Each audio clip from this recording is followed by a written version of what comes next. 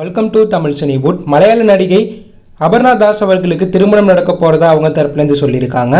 மஞ்சுமல் பாய் திரைப்படத்தின் மூலம் ஃபேமஸான தீபக் கூட அபர்ணா தாஸ் அவர்களுக்கு ஏப்ரல் 24 கேரளாவில் திருமணம் நடக்க போகிறதா அவங்க தரப்புலேருந்து சொல்லியிருக்காங்க. பிரபுதேவா அவர்களுடைய பெட்டர் ஆப் திரைப்படத்தோடைய புதிய போஸ்டரை பிரபுதேவா அவர்களுடைய பிறந்தநாள் ஸ்பெஷலாக இன்னைக்கு வெளியிட்டிருக்காங்க. இந்த படம் எஸ்டே சீனு இயக்கத்தில் டி இமான் இசையமைப்பில் பிரபுதேவா, வேதிகா மற்றும் பலர் நடிக்கிறாங்க.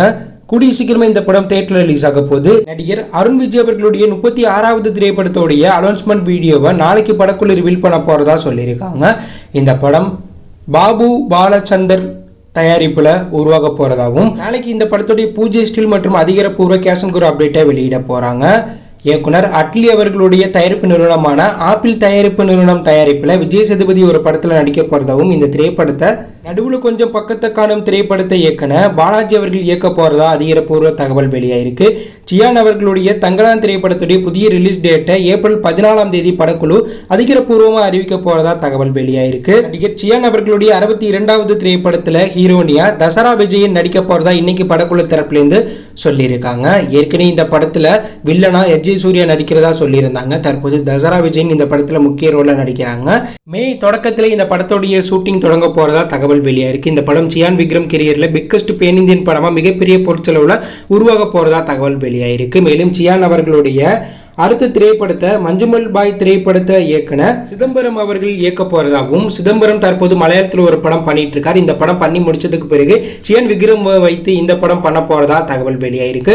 தனுஷ் அவர்களுடைய குபேரன் திரைப்படத்துடைய முக்கியமான ஷெட்யூலை ஹைதராபாத்தில் எடுத்துட்டு இருக்காங்க.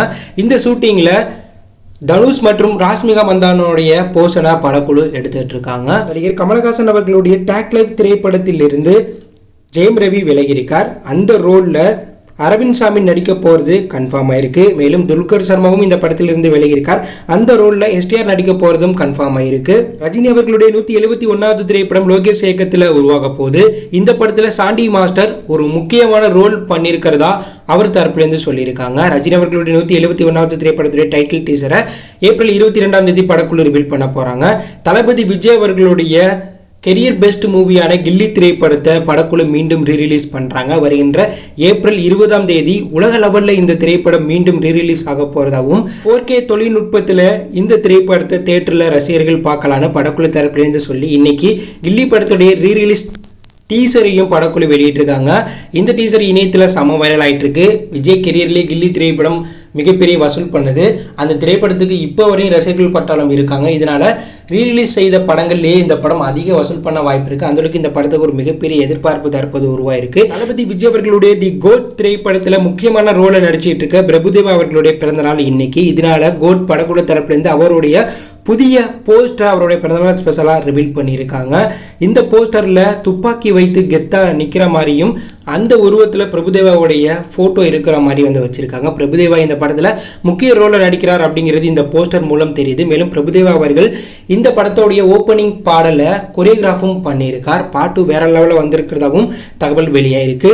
நீண்ட வருடத்துக்கு பிறகு பிரபுதேவாவும் விஜயும் இணைந்து இந்த படத்தில் நடிக்கிறனால இந்த படத்திற்கான எதிர்பார்ப்பு எகிரி இருக்கு.